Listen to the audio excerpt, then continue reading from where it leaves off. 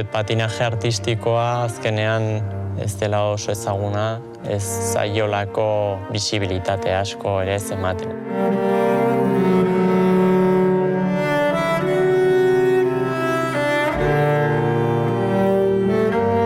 Jende pilo batek esate dizu, kirol oso polita dela, eta telebistan dagonean gustatzen zaiela patinajea ikustea, baina gero normalean ez daude telebistan txapelketik. Orduan nik uste dut horregatik ez dela hain ezaguna.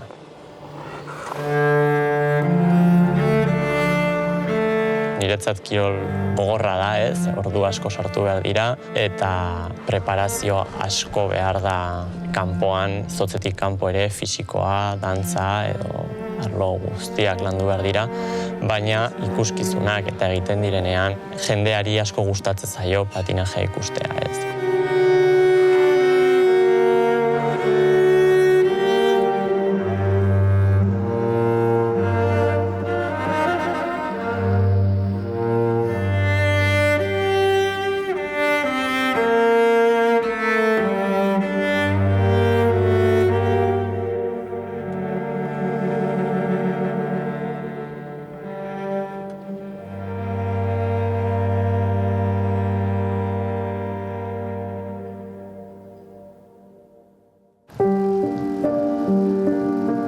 Nire arrebarekin hasi zen guztia, berak eraman zidalako patinaje artistikoaren bidera.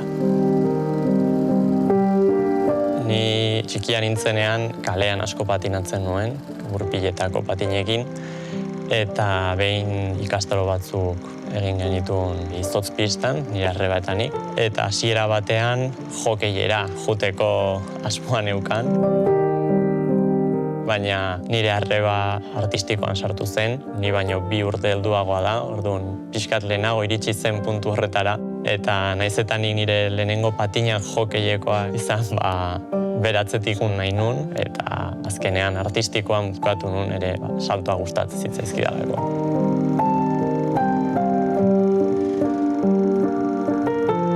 Ni patinatzen hasi nintzenean, lehenbizi 3 urte nitunean izan zen, ze Goizotz pistatik nahiko gertu bizi ginen, eta nire gurasoak behi dazian ze extraeskolar edo egin ziteken hain txiki izan da, eta uste lehengusina batek edo probatazekala patinaje kurtsilloak egita Izotz pistan, eta puntatu zidaten.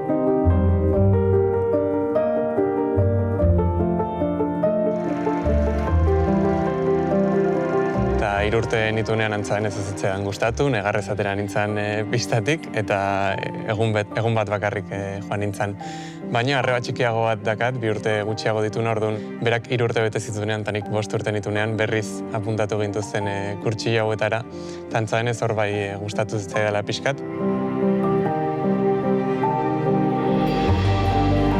Eta txuri urdinean Izotz patinajeko kurtsilloekin hasi nintzen pixkanaka, eta gero 8 bat urte edo nitunean bai aukeratu behar dela hokei eruntz edo patinaje artistiko eruntz nahiago ezun joan, eta nik ez dakitze patinaje artistiko aukeratu nun, eta hortik ja pixkanaka pausak ematen.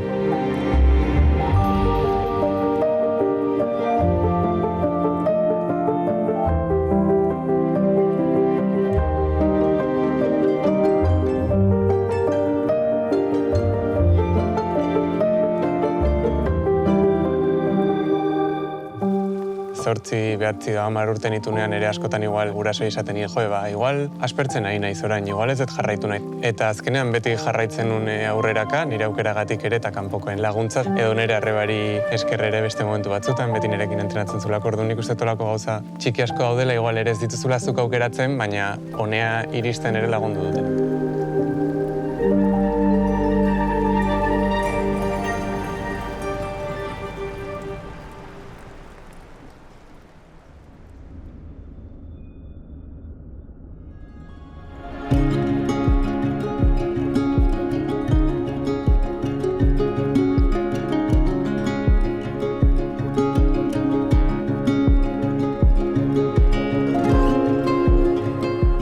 Erortzen ikastea garrantzitsua eta derrigorrezkoa da, azkenean ikasten hasten zeranetik, erortzen zera, eta orain ere 15 urte beranduago, edo gehiago, egunero erortzen naiz.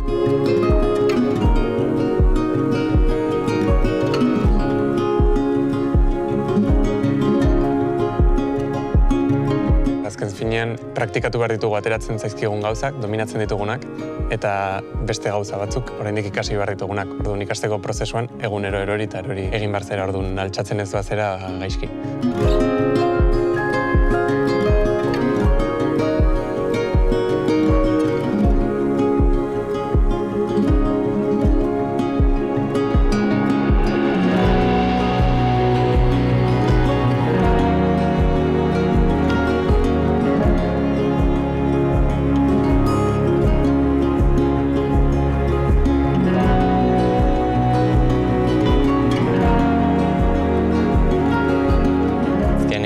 Erortzen zeanean ikasten dezu.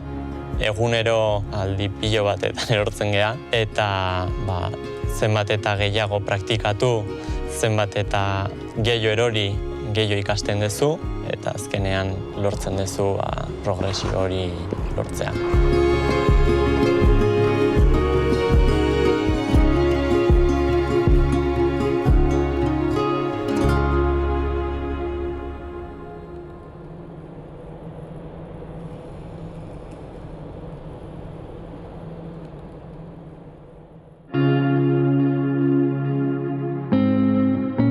Patinaje artistikoa kirola izateaz gain ere artea da. Beste kirol batzuk izan daitezken bezala. Eta orduan, puntuak ematerako momentuan jada, azkenean erdia teknikoa da, baina beste erdia pixkat subjektiboagoa da eta artistikoarekin lotuago dago.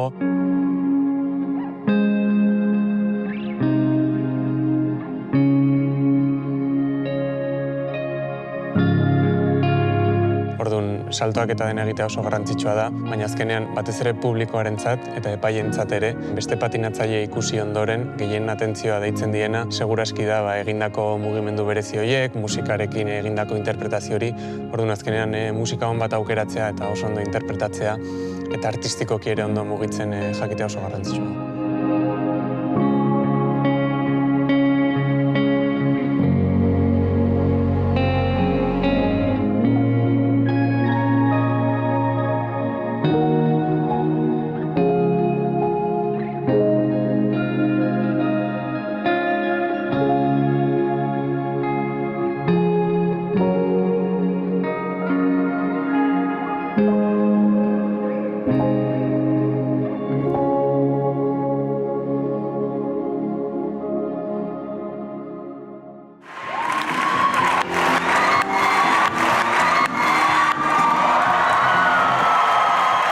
Nahiko urdurin nengoen, egia esan, eta emozio asko sentitu nun, azkenean mugimendu bat da kriston adrenalina jartze diana, ze atzeraka salto egiteak askoz gehiago impresionatzen du eje vertikalean saltatzea baino. Orduan, nahiz eta 1000 aldiz egiten dudan bakoitzean pultsazioak pilo bat igotzen zaizkit eta kriston adrenalina sentitzet. Eta batez ere, ez txapelketako aldi horretan, baina egin nun lehenengo aldian goratzen naiz kriston beldurra nuela odolean.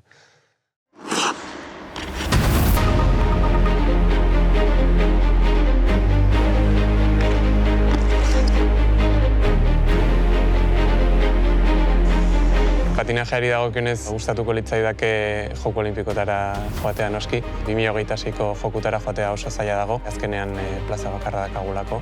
Baina, bestela 2030ko Jokutara joatea izango litzateke nik uste segurazki hola ametsik handiena.